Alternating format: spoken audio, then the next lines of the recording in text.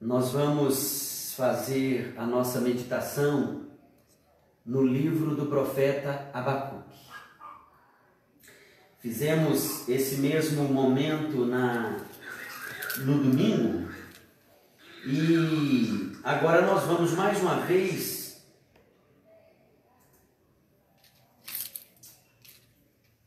meditar na palavra de Deus.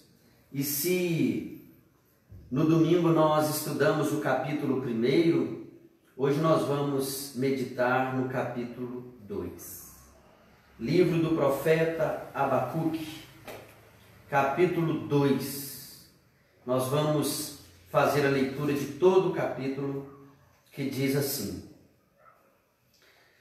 Por-me-ei na minha torre de vigia, colocar-me-ei sobre a fortaleza, vigiarei para ver o que Deus me dirá e que resposta eu terei à minha queixa.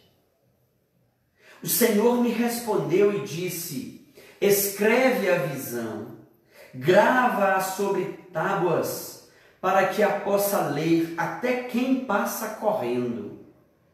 Porque a visão ainda está para cumprir-se no tempo determinado, mas se apressa para o fim e não falhará. Se tardar, espera-o, porque certamente virá, não tardará. Eis o soberbo, sua alma não é reta nele, mas o justo viverá pela fé. Assim como o vinho é enganoso, tampouco permanece o arrogante, cuja gananciosa boca se escancara como o sepulcro e é como a morte, que não se farta. Ele ajunta para si todas as nações e congrega todos os povos. Não levantarão, pois, todos estes contra ele um provérbio, um dito zombador, e dirão: ai daquele que acumula o que não é seu, até quando? E daquele que a si mesmo se carrega de penhores? Não se levantarão de repente os teus credores e não despertarão os que te hão de abalar? Tu lhe servirás de despojo. Visto como despojaste a muitas nações, todos os mais povos te despojarão a ti, por causa do sangue dos homens e da violência contra a terra, porque contra a cidade e contra todos os seus moradores. Ai daquele que ajunta em sua casa bens mal adquiridos, para pôr em lugar alto o seu ninho, a fim de livrar-se das garras do mal. Vergonha maquinaste para a tua casa, destruindo tu a muitos povos, pecastes contra a tua alma. Porque a pedra clamará da parede, e a trave lhe responderá do madeiramento. Ai daquele que edifica a cidade com sangue, e a fundamenta com iniquidade. Não vem do Senhor dos exércitos que as nações labutem para o fogo e os povos se fatiguem em vão? Pois a terra se encherá do conhecimento da glória do Senhor, como as águas cobrem o mar. Ai daqueles que dá de beber ao seu companheiro, misturando a bebida ao seu furor, e que o embebeda para lhe contemplar as vergonhas. Serás farto de opróbrio, em vez de honra. Bebe tu também, e exibe a tua incircuncisão. Chegará a tua vez de tomares o cálice da mão direita do Senhor, e ignomínia cairá sobre a tua glória, porque a violência contra o Líbano te cobrirá, e a destruição que fizeste dos animais ferozes te assombrará. Por causa do sangue dos homens e da violência contra a terra, contra a cidade e contra todos os seus moradores. Que aproveita o ídolo, visto que o seu artífice o esculpiu? E a imagem de fundição, mestra de mentiras, para que o artífice confie na obra, fazendo ídolos mudos. Ai daquele que diz à madeira, acorda, e à pedra muda, desperta. Pode o ídolo ensinar, eis que está coberto de ouro e de prata, mas no seu interior não há fôlego nenhum. E o último verso desse capítulo diz, o Senhor, porém, está no seu santo templo, cale-se diante dele toda a terra. Louvado seja Deus. Louvado seja Deus pela leitura da sua palavra. E nós temos então, nesse capítulo, um tema central, que não é apenas o tema do capítulo 2, mas alguns estudiosos e comentaristas dizem ser o tema geral do livro, que é a parte do versículo 4 que diz, o justo viverá pela fé. Essa é a palavra que eu quero trazer aos nossos corações nessa noite. Deus levantou um profeta para dizer ao povo, ao seu povo, o meu justo viverá pela fé. Essa palavra impactou o coração de homens ao longo da história da igreja. Essa palavra impactou homens que registraram parte daquilo que eles viveram, movidos por essa palavra. O apóstolo Paulo em Romanos 1, o apóstolo Paulo em Gálatas, a palavra de Deus que impactou o coração de Lutero no período da Reforma Protestante. Essa palavra precisa impactar o meu e o seu coração nesses tempos de crise. O meu justo viverá pela fé. Será que nós podemos dizer e podemos vivenciar essa experiência de fé, essa experiência diante de Deus, como o povo de Deus que aprendeu a descansar no cuidado do Senhor? Mediante as notícias e o caos, será que nós podemos dizer que essa palavra tem sido experimentada por nós, tem sido vivida por cada um de nós como a palavra de Deus, como justos, como o povo escolhido de Deus que vive pela fé? Abacuque é um dos últimos profetas do pré-exílio. Ele é contemporâneo de Naum, de Sofonias, de Jeremias. E quando a Babilônia dominou o mundo conhecido da época e levou cativo o povo de Deus e veio com força, com poderio, com violência sobre Jerusalém, sobre Judá, Deus levantou um homem. Abacuque estava lá clamando ao Senhor. Até quando, Senhor? E esse homem ouviu de Deus essa palavra: o meu justo viverá pela fé. Na preparação desse estudo, algo assim muito interessante é que o profeta o profeta Abacuque, o nome dele significa aquele que abraça. O abraçador. Que interessante.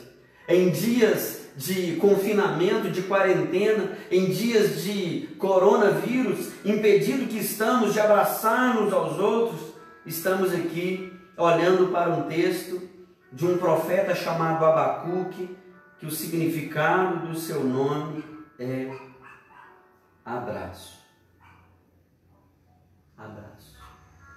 Saudade que estamos de abraçar, não é? Saudade que estamos de abraçar. Mas olhando para o texto que nós lemos, o capítulo 2 inicia dizendo: por-me-ei na minha torre de vigia, colocar-me-ei sobre a fortaleza, vigiarei para ver o que Deus me dirá e que resposta eu terei da minha queixa. O que é interessante aqui é que não foi Deus que pegou o profeta e disse: eu vou te colocar numa torre de vigia, eu vou te colocar sobre uma fortaleza de oração. Não foi o seu líder, não foi o rei da época, não foram os seus familiares, trazendo para os nossos dias, não é o pastor. Se nós deliberadamente cuide por nós, que alguém se coloque na brecha por nós, enquanto Deus está nos chamando para nos colocarmos. Por-me-ei na torre de vigia, colocar-me-ei sobre a fortaleza, vigiarei para ver o que Deus me dirá e que resposta eu obterei da minha queixa. Vigiarei para ver a resposta que o Senhor me dará da minha queixa. O que é interessante é que alguma coisa já mudou na vida do profeta, porque ele começa dizendo: até quando, Senhor? Clamarei eu e tu não responderás, gritarei e o Senhor não me salvará. É assim que ele começa o capítulo 1. Mas aqui no capítulo 2, alguma coisa já mudou. E ele diz: colocar-me em oração.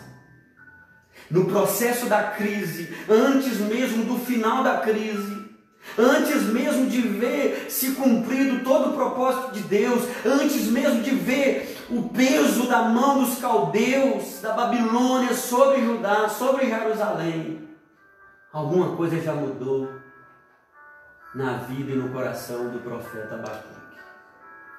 Talvez no processo que ainda está transcorrendo de confinamento, de quarentena, de coronavírus, de extrema dificuldade, tensão e ansiedade por parte de nós, de nossos familiares, dos empresários, dos trabalhadores, dos empregados, dos patrões.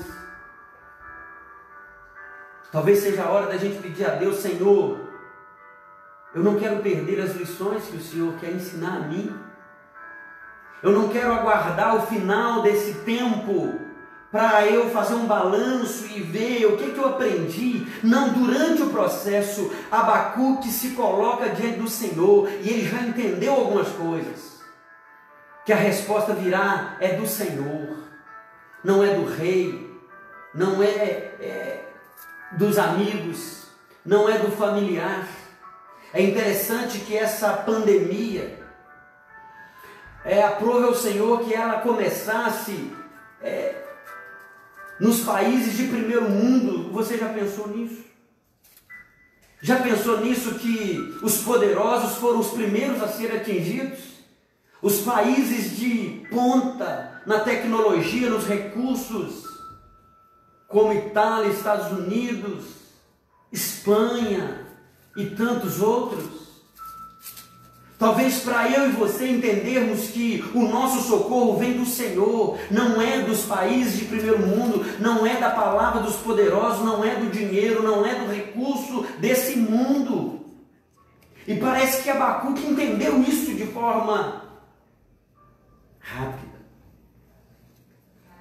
E ele mudou a sua queixa para uma pronta decisão. Colocar-me-ei na fortaleza, pôr-me-ei numa torre de vigia. Louvado seja Deus. Quando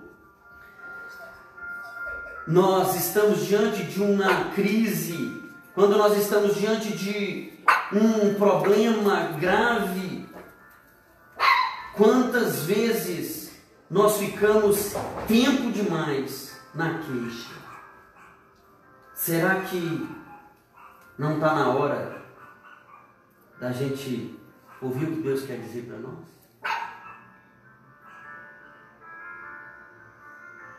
É interessante que essa situação que nós estamos vivendo tem nos ensinado muitas lições, especialmente sobre o tempo. Tempo para Deus, tempo com Deus, tempo para a família, tempo com a família, tempo de oração, tempo de autoanálise. Por isso é importante a gente pensar nisso, porque Abacuque diz: eu me colocarei. Às vezes você quer pegar alguém da sua casa e colocar na torre de vigia. Vai orar, mulher. Vai orar, homem. Vai orar, menino. Mas você não se coloca em oração. É fácil a gente movimentar o outro, né? Para lá e para cá. É tão bom a gente estar no comando e a gente ditar o que deve e o que não deve fazer. Mas o domínio próprio e o comando de autoridade é primeiro para ser usado contra ou sobre nós. Essa autoridade de nos disciplinar, a oração, tempo com Deus, tempo para Deus, tempo de oração, tempo de leitura da Santa Palavra de Deus. Por-me-ei, decisão pessoal. Decisão pessoal. A resposta de Deus ao profeta, ela foi muito clara. Ele diz aí no versículo 2: escreve a visão, grava numa tábua para que a possa ler até quem passa correndo, porque a visão ainda está para cumprir no tempo determinado, mas se apressa para o fim e não falhará. Se tardar, espera-o, porque certamente virá, não tardará. Escreve a visão, grava. Todos precisam ler a mensagem. Essa visão é certa, ela é urgente, ela se cumprirá. E Deus fala com o profeta: se tardar. Para Deus nunca tarda, meu irmão, minha irmã. Para Deus nunca tarda.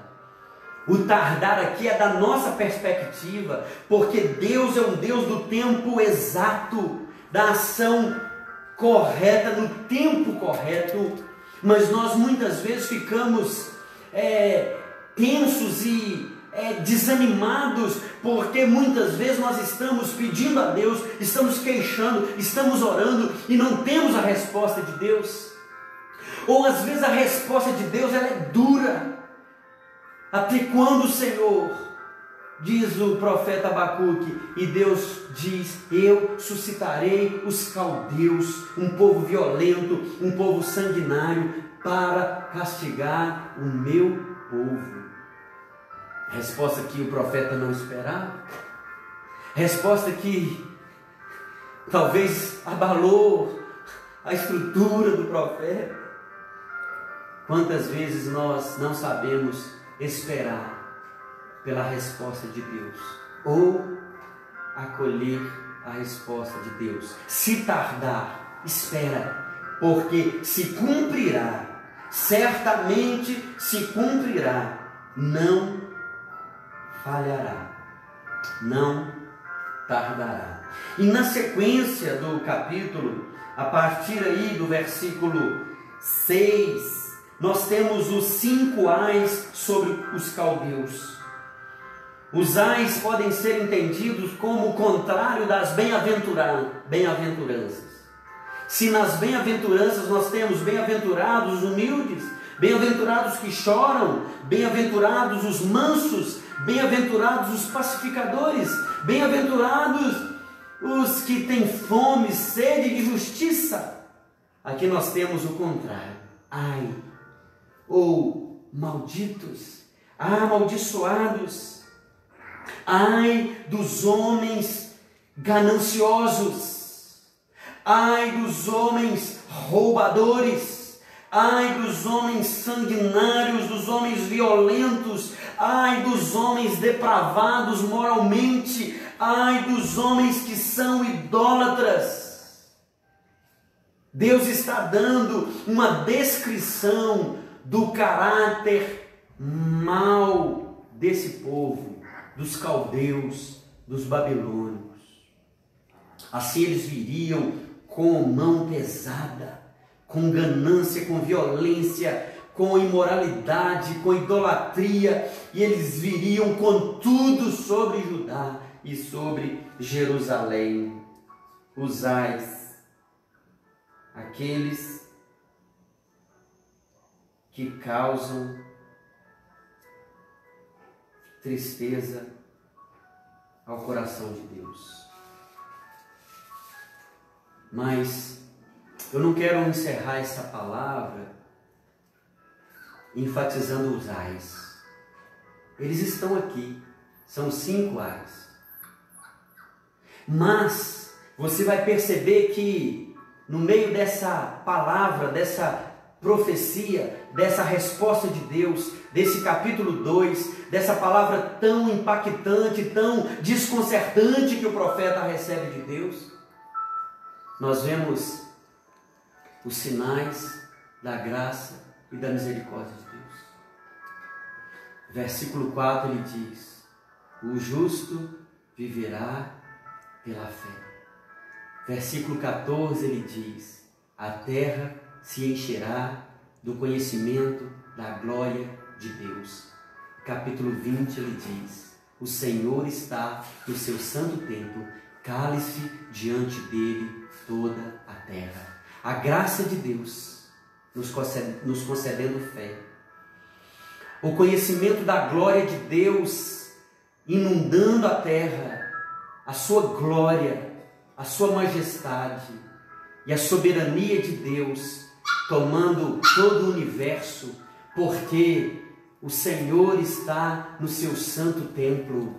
O templo de Deus não é o lugar físico onde nós nos reunimos e ali nós cultuamos a Deus semanalmente. Essa é uma representação de um local onde nós nos reunimos ali, mas nenhuma obra feita por homem pode conter a grandeza, a majestade de Deus. Deus não habita em templos feitos por mãos de homens. A palavra de Deus diz que as nuvens são o pó dos seus pés, o universo inteiro não pode conter um Deus que é tão maior do que todo o universo, porque Ele o criou. Ele criou as galáxias, as estrelas, Ele criou todo o firmamento.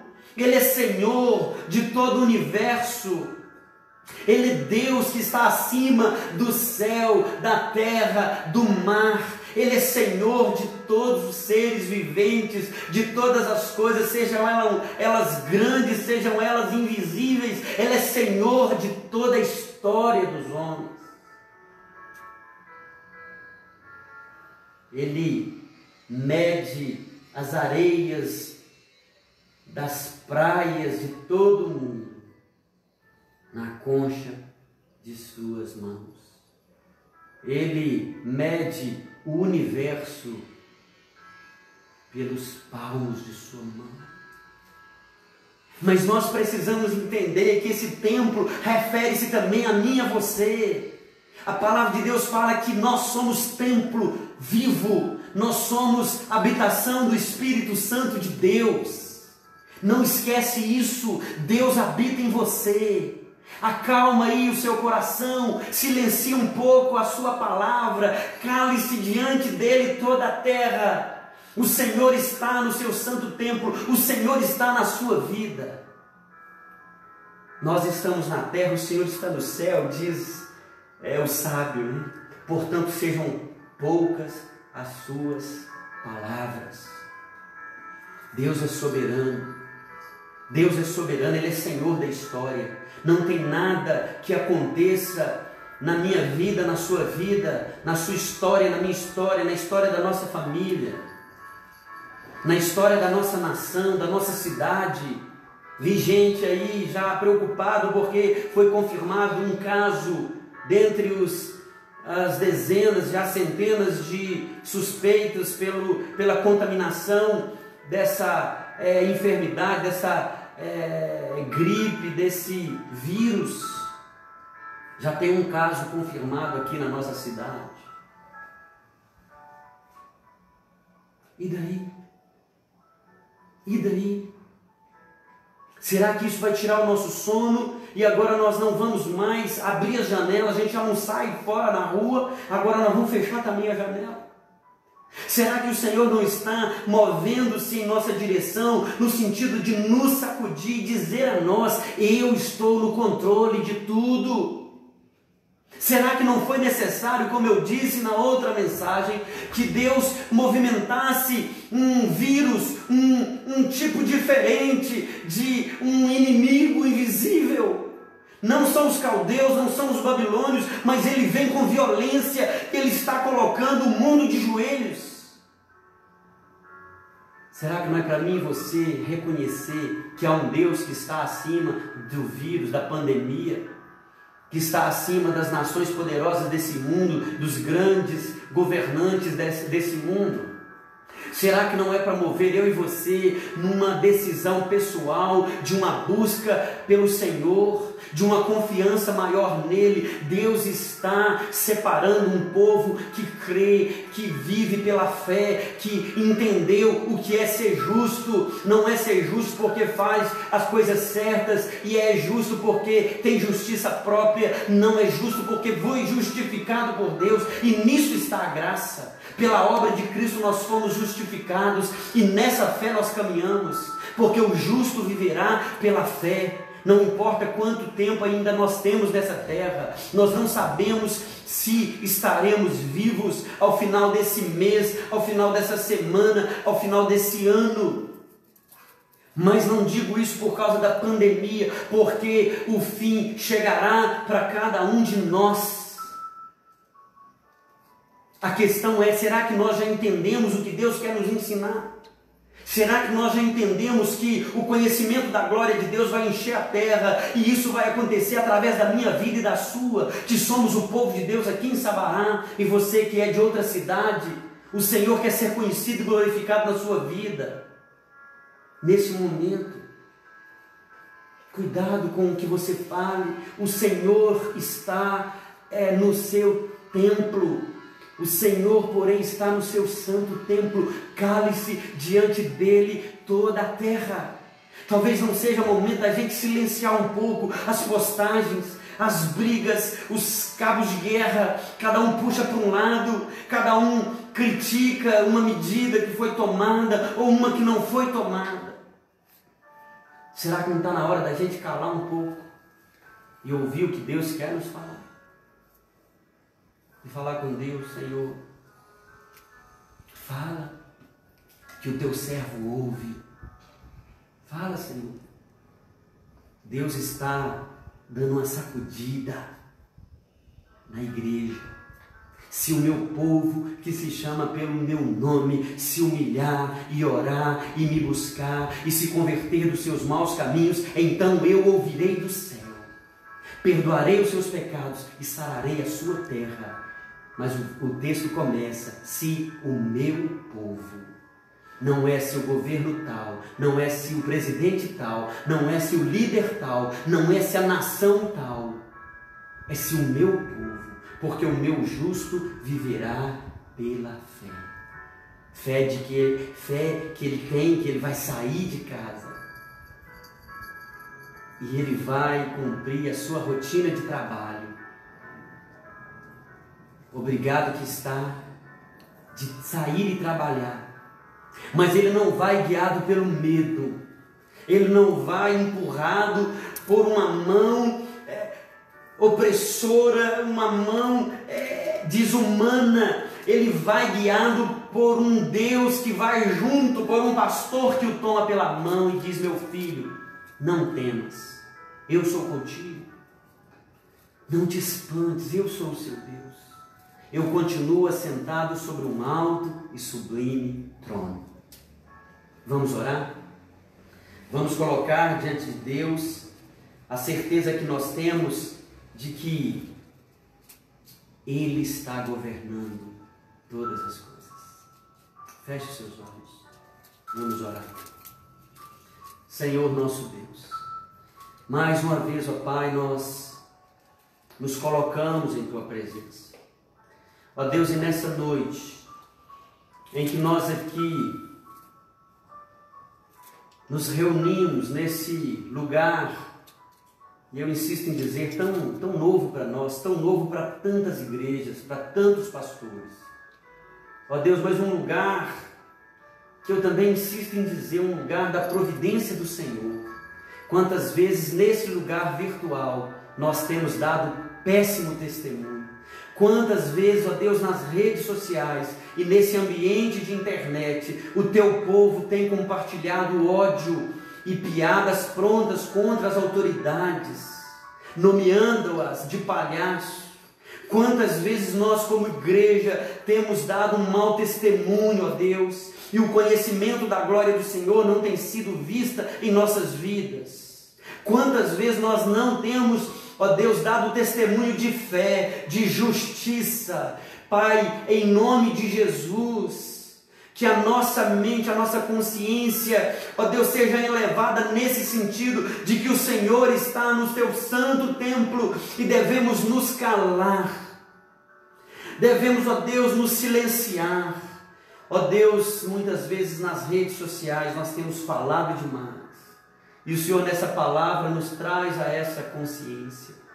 Nossos status, nossos stories, nossas postagens, ó Deus, nossos compartilhamentos, talvez nós já passou da hora de nós calarmos para ouvir a Tua voz, para contemplarmos a Tua santidade, ó Deus, e para desfrutarmos da Tua graça, da Tua glória e da Tua soberania.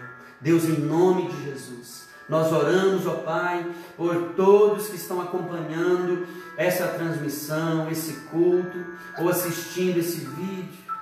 Pai, em nome de Jesus, que a Tua mão alcance, Pai. Ó Deus, em nome de Jesus, onde há o temor, o medo, que o Senhor possa arrancar. Ó Deus, que a paz do Senhor possa inundar esse coração. Deus, em nome de Jesus, abençoe, Pai, cada trabalhador da linha de frente do nosso país, do nosso estado, da nossa cidade, os trabalhadores do comércio, ó Deus, dos supermercados, das farmácias, ó Deus, dos hospitais, Deus, em nome de Jesus, dos açougues, ó Deus, guarda o teu povo, ó Deus, em nome de Jesus, que eles não sejam tomados pelo pânico, Pai, porque o Senhor está no controle de todas as coisas. Ó Deus, e que a tua paz, a paz que excede todo entendimento, possa guardar o coração e a mente de cada um dos meus irmãos, das minhas irmãs. Seja conosco, Pai, para que possamos aproveitar bem o tempo que o Senhor tem nos dado, nos calando silenciosamente, aquietando o nosso coração em Tua presença, para ouvirmos a Tua voz. Pedimos essa bênção, Pai, sobre nossos lares e sobre o lar, ó Deus, de cada brasileiro, de cada homem, ó Deus, que busca por um país melhor, por uma nação mais justa, por um país mais de igualdade. Ó Deus, em nome de Jesus, que o Senhor venha sobre a nossa nação. Ó Deus, e tudo que ainda tem sido escondido, Pai, pelos poderosos da nossa nação, venha ser revelado, e que assim, ó Deus, o Teu nome seja glorificado, e que Teu povo possa levantar bem alto o pendão real, o nome poderoso de Jesus Cristo, o Salvador, aquele que está sobre todo nome, no céu, na terra e debaixo da terra. Aprove ao Senhor dar a Jesus o nome que está acima de todo nome. Ó Deus, nós te pedimos essas bênçãos e oramos em nome de Jesus. Amém. Que a graça maravilhosa do nosso Senhor e Salvador Jesus Cristo, que o amor de Deus, o nosso amado e soberano Pai, e que a comunhão e as consolações do Santo Espírito de Deus repouse sobre nós, permaneçam sobre nós e sobre todo o povo de Deus, espalhado em cada nação desse mundo, não só hoje, mas para todo sempre. Amém e amém. Graças a Deus. Eu agradeço a você que pôde acompanhar esse tempo de culto. Nós voltaremos aqui, teremos outros encontros. Apareça, esteja conosco aqui. Não deixe de alimentar-se espiritualmente. Não deixe de buscar um cuidado. Você está cuidando tão bem das suas mãos. Não tem nem álcool gel mais para comprar, né? Pelo que eu soube. Estamos lavando a mão toda hora, cuidando melhor da nossa higiene, da nossa alimentação. Mas não deixe de cuidar da sua vida espiritual. Não deixe de se alimentar do pão vivo que desceu do céu, que é Jesus, o Verbo de Deus, o Logos, a palavra. Nem só de pão viverá o homem, mas de toda a palavra que procede da boca de Deus. Um grande beijo no seu coração. Deus te abençoe. Até a próxima. Deus abençoe a todos, em nome de Jesus.